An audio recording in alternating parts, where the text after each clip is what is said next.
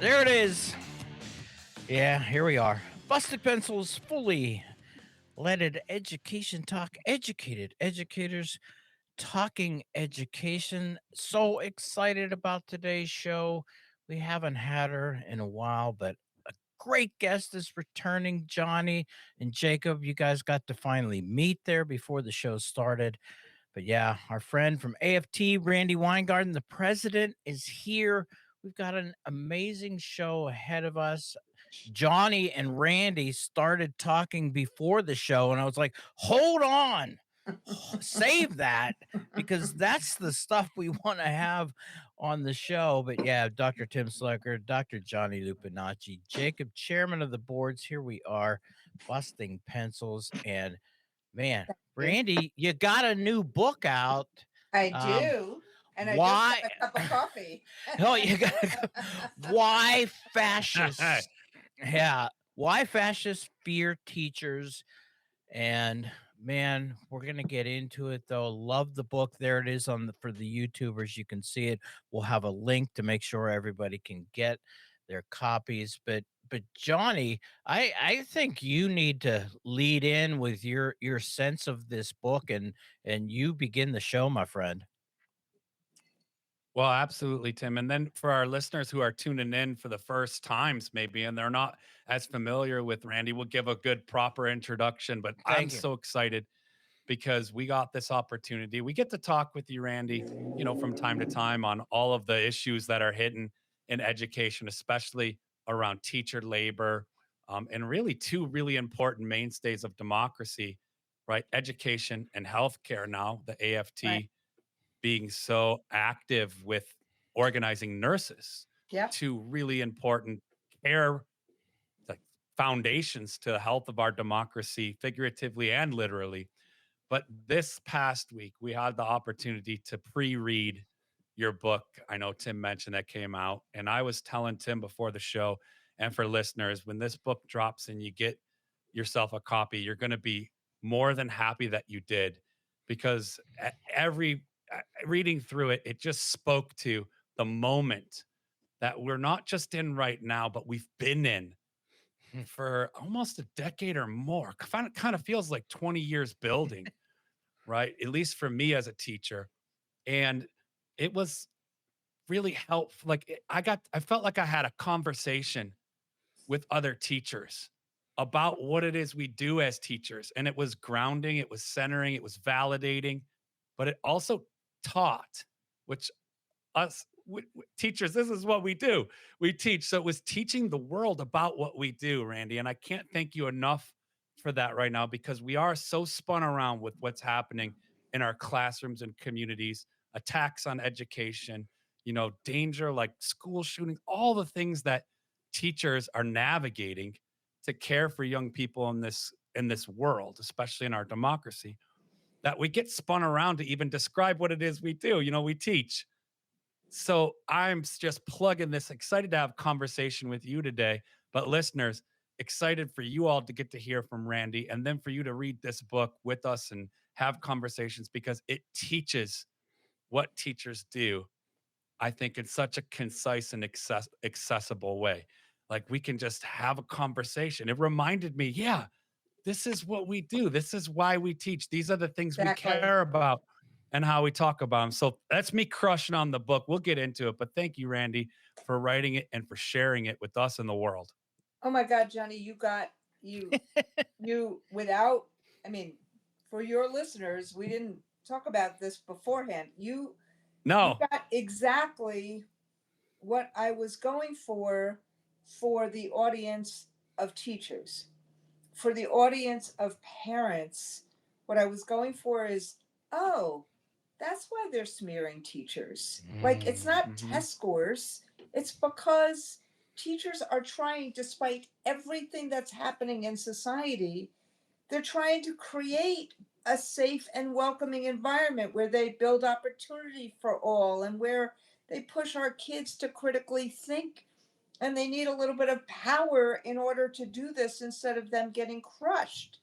And then to also basically layer on like, what's going on in this last decade that's so different than beforehand? Because what's happened in the last decade is we have an erasure. Look, it started with Donald Trump going after Barack Obama, saying he's Mhm. not a citizen of the United States, and people still believing it, or the people that we saw with our own eyes what happened on January 6th, and then saying, oh no, that was just visitors to the Capitol. So this notion of why is this happening, this disinformation, this misinformation, this fear of the other, this fascistic behaviors. And so I wanted to do both the, identifying fascistic behaviors. Look, I am a AP Gov teacher. I am not an academic, but I wanted to identify those behaviors. Spoiler alert, I do not call anybody, I do not label anybody a fascist because I didn't Right. want the book to be about is he or isn't he. I wanted Mhm. it to be about the fascistic behaviors and why there's such a fear of teachers, and it's a fear of what we do. It's a fear Mhm. of us pushing kids to learn and to enjoy learning and to think. And it's a fear of pluralism and having public education as, basically this public good of all these kids who are different and families who are different coming together. Remember the whole idea about a salad bowl or a Mm. melting pot? And so to hear you, Johnny, say that's what spoke to you, it is a love story of my so many years in education to the members I represent who have done so much to help kids thrive. And so I wanted that. I'm so grateful that that's what you took out of it. And Johnny. for you, yeah, and for the listener, you're gonna get a copy of this. You're gonna grab it. You're gonna want it. But the best one of the best things, Randy, is you're a teacher too. I mean, you talk about the things you are, a lawyer, all the things, president of the AFT, but you're a teacher, and that shines through Wow, in that's each chapter so. being a lesson that is like yeah, it's I mean, engaging and thoughtful. at So appreciate that. It's like at the I end of learned. it, I do. Sorry, I have to wear my glasses these days when I read. But there is this poster that a teacher gave me that I've trucked with me to every office I have that says, I inspire, I encourage, I empower, I nurture, I activate, I motivate, I change the world. I am a teacher. That is how teachers feel, even with everything that Donald Trump and others are throwing at us, even with this new decision about ICE that came out of the Supreme Oh, Court today. right. It is we try and help kids. That's not only our job, that's our occupation, that is our avocation.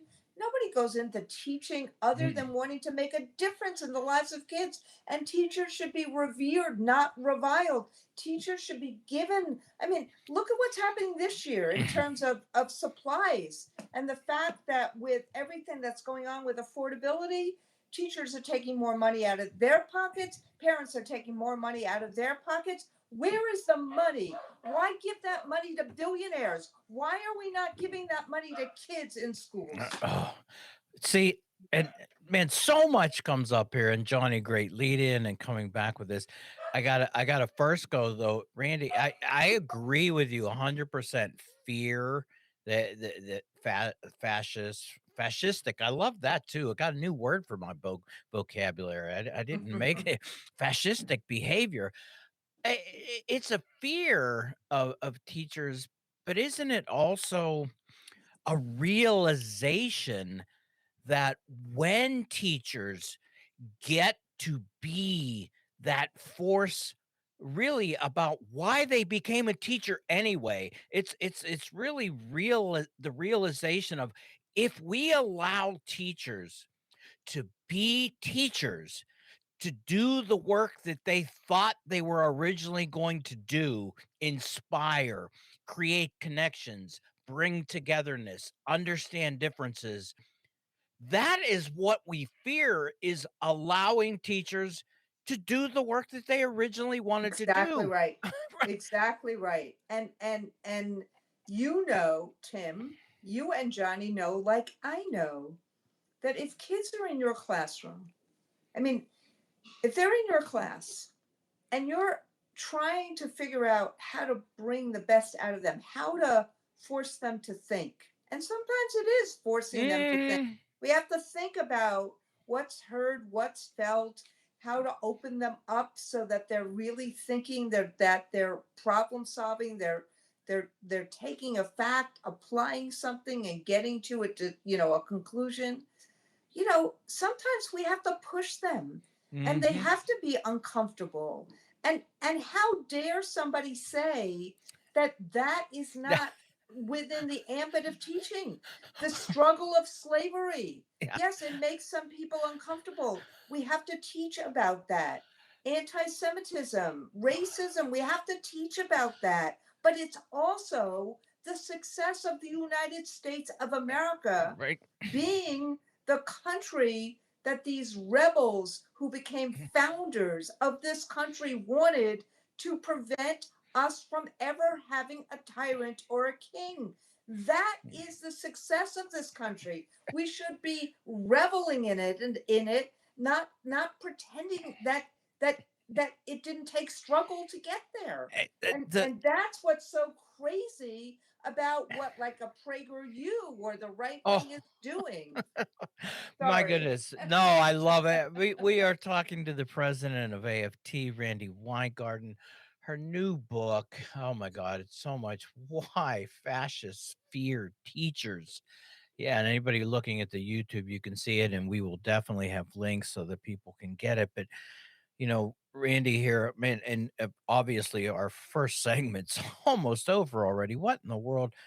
But it just reminds me too of, like, when originally made my first connection with Diane Ravage in 2010 with her first book, where she was kind of made that connection, the Great American Schoolhouse, and Yeah. she really proclaimed and said, you know, for the longest time, this education reform, which is now resulted in where we are today, but even the very beginnings, education reform, it was in this language of fixing schools. And I remember Diane and I very much going, this has nothing to do with this.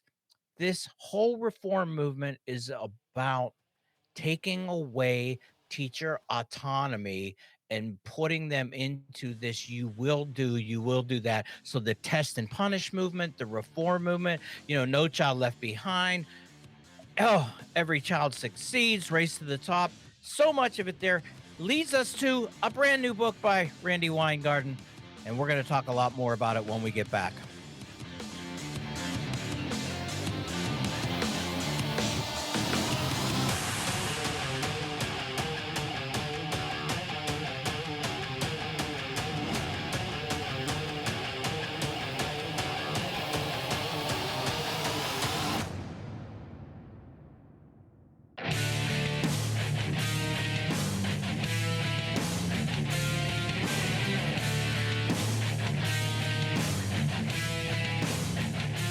It's almost like you can hear the boots coming down the street and the march with that music, Jacob.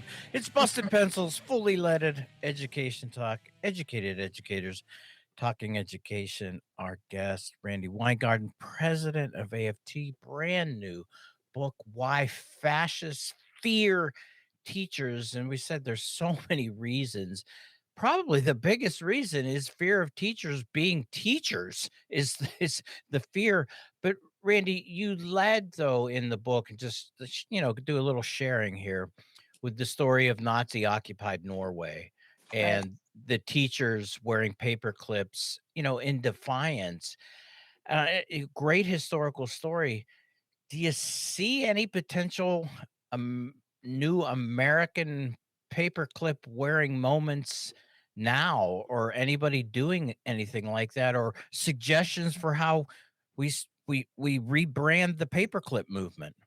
Well, what I loved about, and I have for those who It's, are there it wearing or is. who are on YouTube, what I loved about the paperclip story is that the Norwegian teachers after Nazi occupation thought about how, without being able to, show buttons or any other symbols, they wore paper clips because it was a way of of of being united and bound together, and it symbolized something that, after a short while 12,000 of the 14,000 teachers in Norway wore these paper clips, and then kids wore these paper clips. Mm, And the Nazis tried all sorts of things to stop them, to the point that they closed schools. And parents were, the teachers still kept teaching, and parents supported them. It was a way of showing a resistance to autocracy, to fascism, to totalitarianism.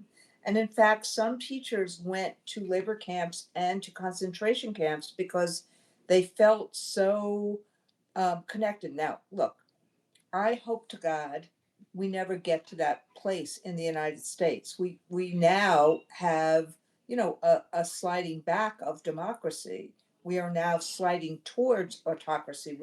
We have not slid towards totalitarianism. mm, But at the end of the day, I use that story as to show what teachers do as part of community and what teachers do in terms of education.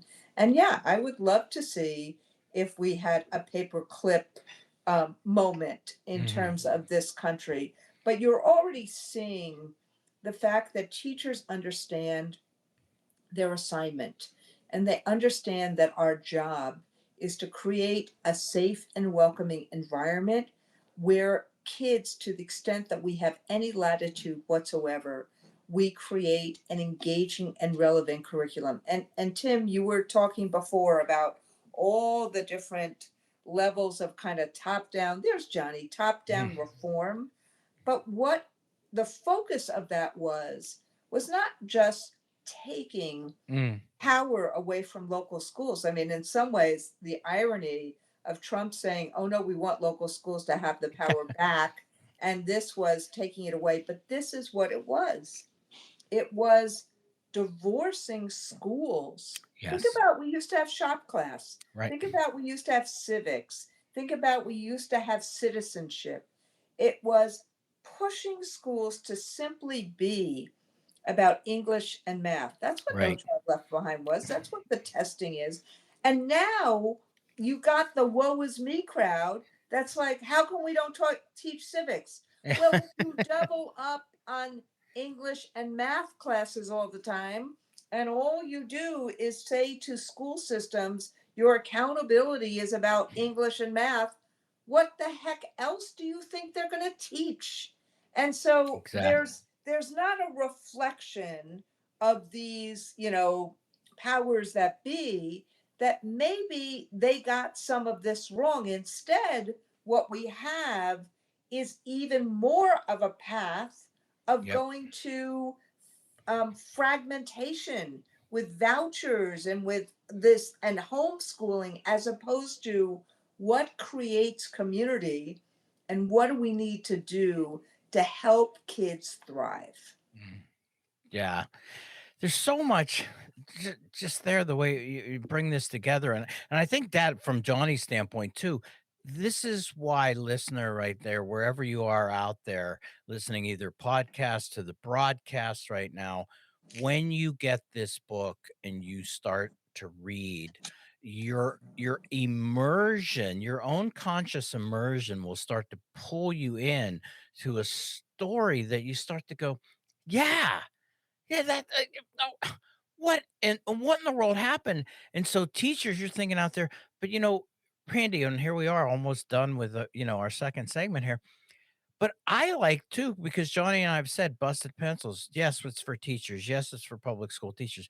but it's also for our neighbor who Exactly. might go, "Oh, I didn't know that," or "That's the way," and that to me is that's who I wanna give this book to, is my Well, that's neighbors. exactly so, Tim, that is exactly why.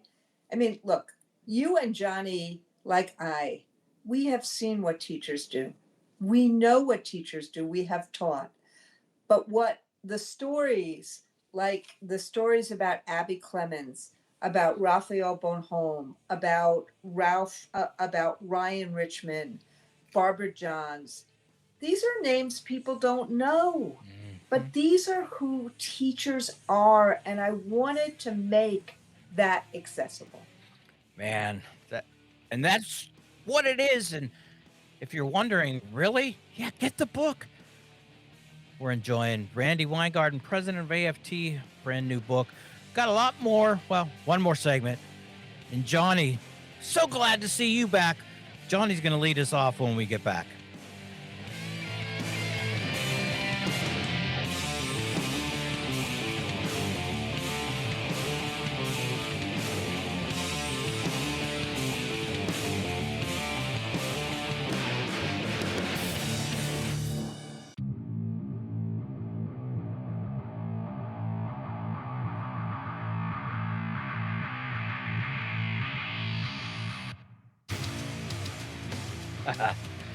Ah, I love that coming back like that. Busted pencils, fully leaded.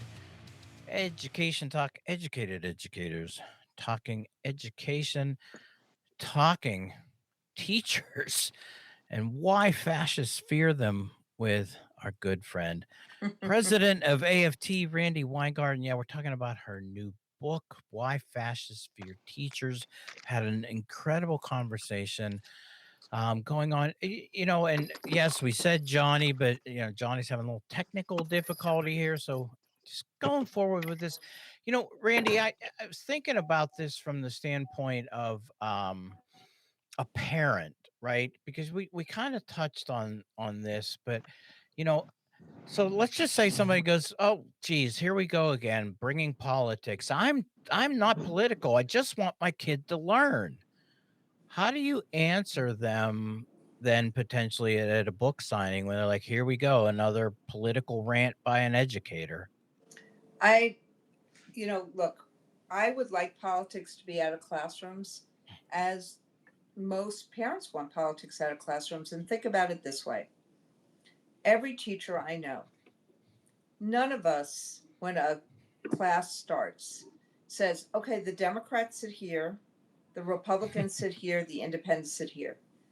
What we end up doing, frankly, more than almost anywhere else in life, is we take a child, a young person, and say, our job is to connect with you, create a safe and welcoming environment, and really create ways and pathways so that you're thinking, you're exploring, you problem solve, you do the things that make you thrive.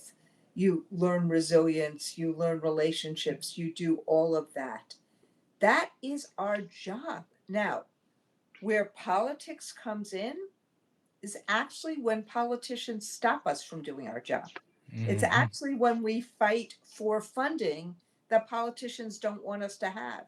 It's actually when, you want to put a book in the library like Ruby Bridges or Anne Frank, and somebody says we're uncomfortable with our, learning about these things. How can we be uncomfortable learning about different kids and their upbringing or their Mhm. diversity and who they are and how we introduce them to each other? So the charge about politics is actually one that is an that attempts to stop us Mhm. from doing our job, or to, and so, but but we have to explain it. You can't, you Mhm. part of the problem that we also have as school teachers is that the moment there's any conflict or controversy, instead of trying to work through it, immediately there's a silence, There's a Mhm. going into little rooms, there's a new rule. If we worked through it, if we actually dealt with it would actually be a lot better. Right. And we don't get it right all the time, but it would be a lot better. But instead, the secrecy, the lack of transparency, the putting it under the rug. And what I'm calling for is let's be real with each other. Yes, age appropriate, and Mhm. let's do it in a way that is humane and loving.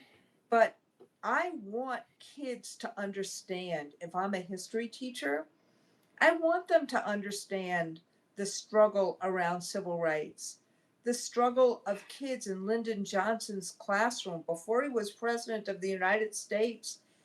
They didn't have shoes. And he took money out of his pocket to actually help them. And that's part of the reason that we have a federal role in education. Mhm. So a poor community like Mississippi that gets 20% of its funding from the federal government, that we can level the playing field. What is wrong with that? Mm. Why would anybody want to cut those federal funds for kids with disabilities or kids who are poor? To what? Give Mm. another tax cut to Oh, billionaires? Why? So Johnny, you if that political, if that's political, I then mean, give me a break. well, if that's political, count me in. Exactly. Johnny, you're in your car now, my friend. Sometimes you got to move to the mobile office. I don't know how it sounds, but hopefully much better. Perfect. Yeah. Yeah. Certainly not the high quality I'm listening to both of you in, but I had to switch gears, move to the mobile office, pull up under a cell tower and make do. But Randy, I really love what you're saying and emphasizing. You share this in the book, that skill of listening to one another, of learning, of having that dialogue, and having some of those real common sense kinds of conversations. It's a muscle that teachers are working out all the time. And you Correct. share stories in the book about even your own teaching at all different levels, whether it was at high school or whether you were teaching a class at the university, about how as teachers, we practice this. It's something we do in classrooms, even for ourselves. Exactly Right? We right. listen and we don't argue with our students and things. We're, crafting questions that help people think about Exactly this. right. And the book does exactly that. You were just sharing it, like the common sense or the nonsense that's become so common of how we would deprive the most in need in our communities of the There opportunity to learn. Is just it's how did we get here? Well, we have to work out that muscle of how we can engage in those conversations. So I appreciate you teaching that in your book as well, reminding us that's part of what we do. there's one story I tell. Thank you, Johnny, very much for that. And look, I just want to say, you are practicing what we do all the time as teachers. We MacGyver better than Yeah, MacGyver. yeah, it's That's true. exactly what you've done. Okay, the virtual doesn't work here. I'm going to go to my mobile office. How many of us did this during COVID all the time? Yeah, It's like, but part of what I wanted to do is I really wanted students, parents, families, teachers, frankly, anybody who's concerned with democracy or with freedom Mm. in America. Look, I am a patriot. You see my flag up there. Mhm. I am sick and tired of people saying that those of us who really want the country to be better for everyone. Of course we're patriots. Yeah. I love our country, and part of what I wanted to do was lift up the founders Yeah. and their push. They were the ones who pushed to have education because they understood if kids were engaged in the pursuit of critical thinking, we wouldn't ever have another tyrant or king. And so I'm like going back to first principles. And that's who we are as Americans. We should rejoice in the education of young people. We should give this to everyone. We should make sure public schools are sacrosanct. Yes. Do we need to do better? Should we Mhm. always be involved in improvement? Of course. But why would we want to take them away? Why would we want to defund or abandon them? And that's frankly what fascistic behavior is. Yeah. Us versus them, demonizing, dehumanizing, defunding, so that kids don't have the agency that they need to fly. Well, and that's kind of it when you said whether totalitarian autocracy, but you know, if you're inclined to want that, you then figure out where are the resistors to that.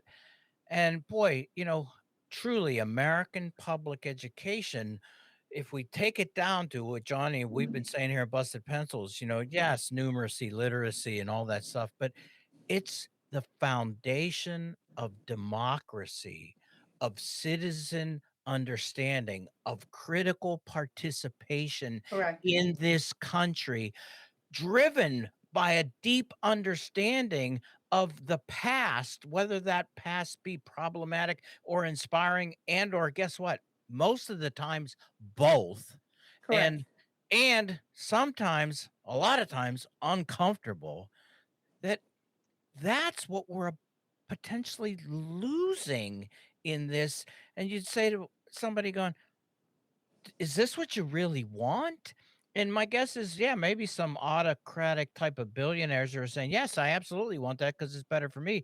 But if you ask my neighbor, my guess is they're going to say, oh, heck no, I don't want that. And so here we are coming up on this. And Randy, there's so many things going on in the world. But then your book, just as Johnny started out the show, really gives us something to go, whoa, wait a minute, this is what I would do. This is what I want to be. This is where I believe I should be rallying my public schools. Randy, though, we've got 3 minutes, we got time and got to go. But where can we get the Yeah. book right now? So it is, there the look, this is new for me. This is my first book. It may be my only book. It almost killed me to write it in between my day job. And by the way, half of the proceeds of the book go to our disaster relief fund and our education fund. I really wanted to give back. So, Mhm. but you can get it, in any independent bookstore, lots of them. The publisher just told me about 30,000 books were mailed out to bookstores and other places. So you can get it at your independent bookstore. You can get it on Bookshop. You can get it the biggest place that books get sold these days, no comment, No, is Amazon. That is where the New York Times gets its list. That's whatever. And you can pre order it on Amazon right now. Just type in Why Fascists Fear Teachers. You can get it at Barnes and Noble. You can get it in lots of different places. And I'm doing a lot of small independent bookstores. I'm doing readings or book launches there because those are the yep, places that I want to support in terms of what they do, like libraries for America. yeah. Yes. Well, and that's where democracy, right? You get it in Exactly. that bookstore, start to have a conversation. So, and also supporting our small businesses Yep. at this moment. And so, the publisher is Penguin Random House, and I'm just amazed that we were able to do all of this stuff. But what Johnny said originally at the beginning of this podcast, it is about being seen Mm. and the kind of celebration of what education is, what teachers do, and what we need to do as Americans. Oh, man, almost wish I could say, well, I am going to say, Randy Weingarten, thank you so much for coming on Busted Pencils. We always appreciate it. please go wherever you go, but especially small bookstores when you see about one of these readings or book signings. Randy Weingarten, her book, Why Fascists Fear Teachers. Love it. And Randy, please come back and tell us how it's doing about Midway. Thank When we you. get back, though, Tim and Johnny from the alternative office breaking it down when we get back.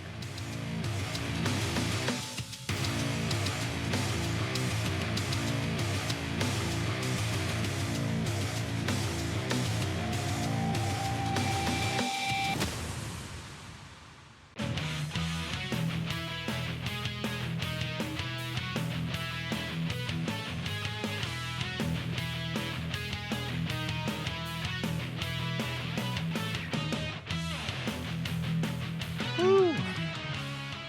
Goes so fast when you're busting pencils. Well, that's what you're doing. You're busting pencils with Dr. Tim Slecker, Dr. Johnny Lupinaggi, Jacob, chairman of the board, and yeah, that was Randy Weingarten, president of AFT. Brand new book tour coming out. Why Fascists Fear Teachers. And that discussion was like, okay, I want to do more and more of those types of interviews. And Jacob, I want to get your perspective, Jacob, because you got to listen there and see this, and like, any thoughts, reflections, reactions? Well, Tim, I had a great time meeting Randy for the first time here. I thought that it was great hearing about her book. I was especially happy to see that when I got you guys an advanced copy of the book, you did read it and were excited. Because I wasn't sure if that producer stuff I was doing was going to pay off or not. But now I feel very fulfilled in my Hollywood abilities as your superstar agent to get you these advanced copies. So I'm very plussed about it. Well, even that, thank you. I mean, it was great, and like John was saying, it's one of those things. You start reading, and then the next thing you know, you're like, oh my god, I can't stop. I want to put it. Oh wait. Oh, somebody's calling. They can wait. I'm reading right now. Johnny, I'd see you, right? Yeah, I mean, it's excellent, fellas. And the thing about it, Tim and Jacob, that's so special about this. Yeah, we had Randy on. She's a great guest. Listeners, if you're not familiar with their work, Google her. You can find some really great talks she's given, and she represents teachers so strongly in a moment where we say it all the time. It's the toughest time to be a teacher. In my whole lifetime of teaching, it's the hardest time to be a teacher. It's also the most rewarding time. So it's so special too, because, Tim, people ask all the time, what do you do? Well, I teach. I might say, oh, I'm a professor, or I teach teachers. And people are curious, like, what's it like to be a teacher? I might even say, I'm a math teacher, or I'm a social studies teacher, or I'm a chemistry teacher. But this book reminded me so much of the depth of what we do as teachers, right? I'm not just a teacher. I'm a person teaching critical thinking, right? I'm fostering, a safe and welcoming environment. I'm, creating opportunity. Randy has a whole section, teachers create opportunity. Yeah. I mean, yeah, it's like, I just don't teach math. I create opportunities, right? And then above all that, it culminates with what comes next, right? I belong to a group of people who all do these things. They teach critical thinking, they foster safe and welcoming environments, they create opportunities, and we do it together, as part of freedom and responsibility being intimately intertwined. So that whole notion, man, it's just a book where you read story after story about why we as teachers do what we do and how it's incredibly difficult to continue to do this amazing work in the context or an environment where not only are teachers disliked, but they're being undermined at every turn. So I really appreciated the book. It gave a lot of oomph, as you can tell, with my excitement to being a teacher.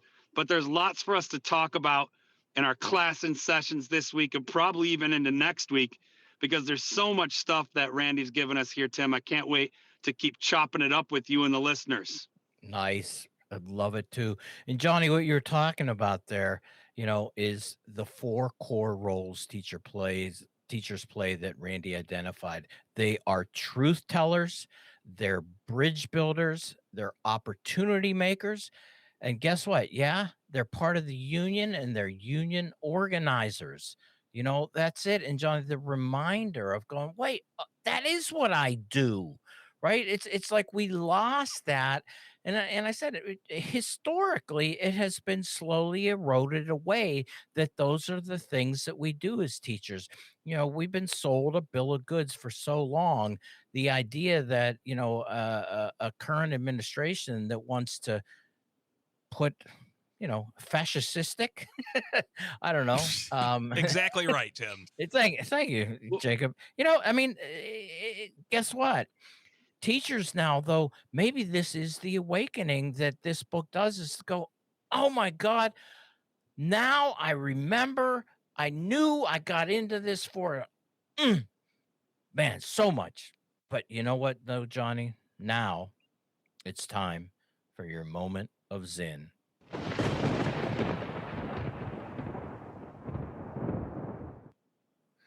The future is an infinite succession of presents. And to live now as we think human beings should live, in defiance of all that is bad around us, is itself a marvelous victory.